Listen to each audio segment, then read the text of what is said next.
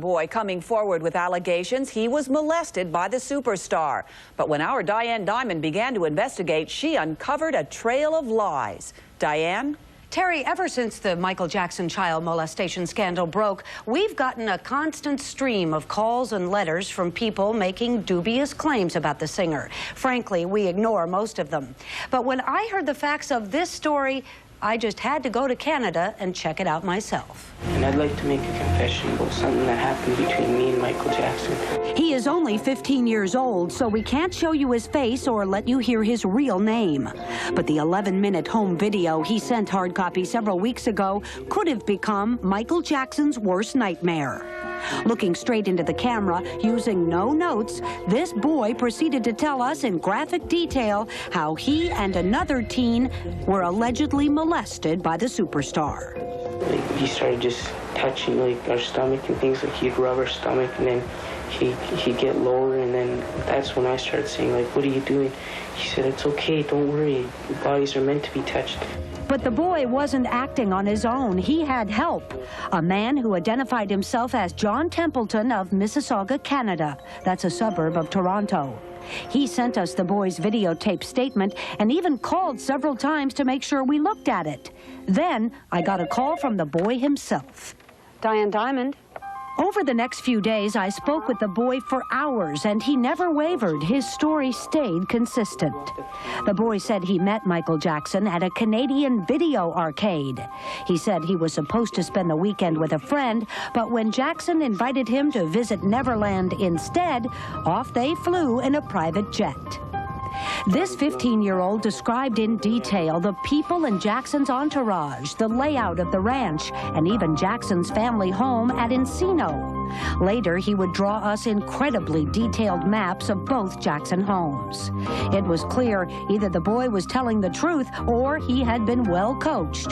To get to the bottom of it, I agreed to meet the boy and John Templeton in Toronto. The plan was to meet the pair in the lobby of an airport hotel, but when I arrived, the only one to greet me was the young boy. He came with me into town and told me that he lived on the streets of Toronto, in a section called Boys Town, where the street kids gather. He explained that his mother had kicked him out of the house and that John Templeton was just a man he'd met on the streets. He kind of helps the street kids, like just talks to them and things, like sort of like the guidance counselor of the street. That's what it seemed like. The boy appeared to be on his own. There was no sign of John Templeton, and frankly, that seemed suspicious. But over the next few days, a hard copy team conducted hours of interviews with the boy. Standing by were police officials in both California and Toronto. They were waiting to conduct their own investigation of the boy's charges. Hi, my name is Frank Grimes. I work for the TV show Hard Copy. Producer Frank Grimes and I worked to check out countless pieces of information the boy gave us. While sources were able to confirm much of what he said, there were some troubling inconsistencies. Still, the boy stubbornly stuck by his story, and he had an incredible knowledge of Michael Jackson's lifestyle. And he showed me this place, like a saddle shop, where he said he gets stuff for his animals there. I don't know what he got, but... Like a saddle shop. I see that on your map here. Yeah. People are going to think that you're out for his money.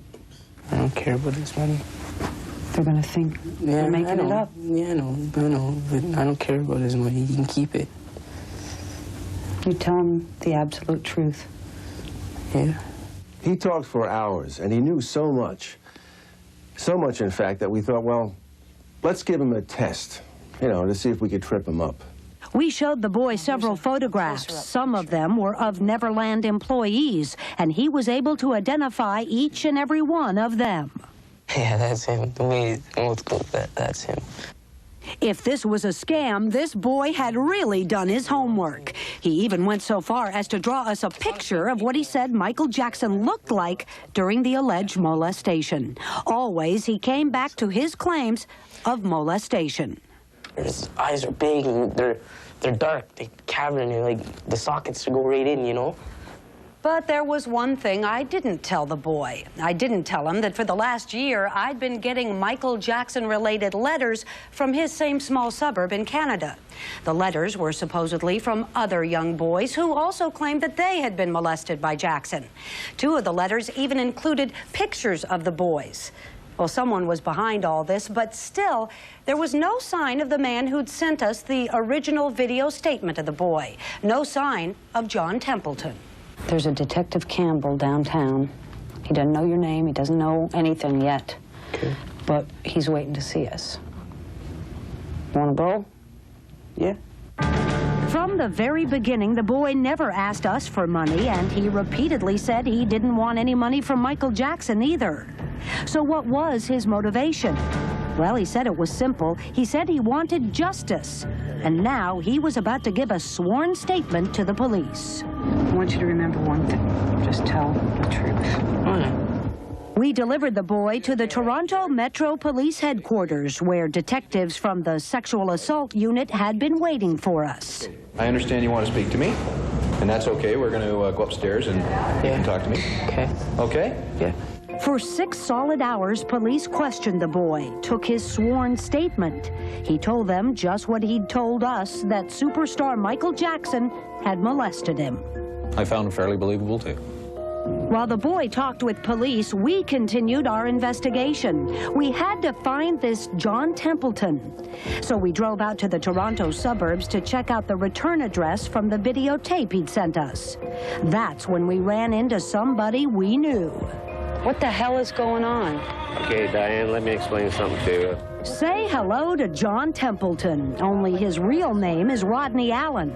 We've known about Rodney for a long time.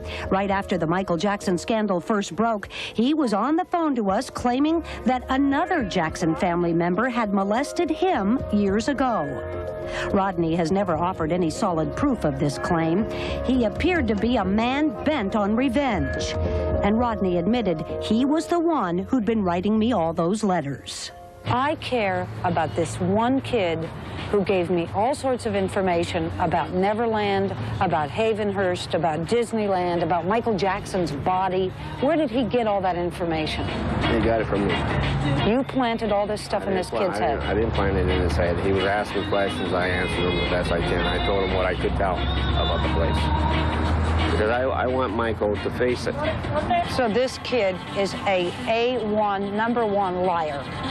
Professional. The whole story was a scam.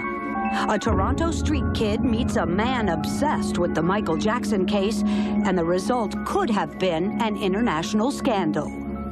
Meanwhile, back at the police station, the boy finally broke down. He admitted that he and Rodney Allen had made up the whole story. The young boy was lying. That's my belief, and as a result of that, he was charged, yes. Can you tell us what he was charged with? Public mischief. Well, the boy is still in custody tonight, and police continue their investigation of Mr. Rodney Allen.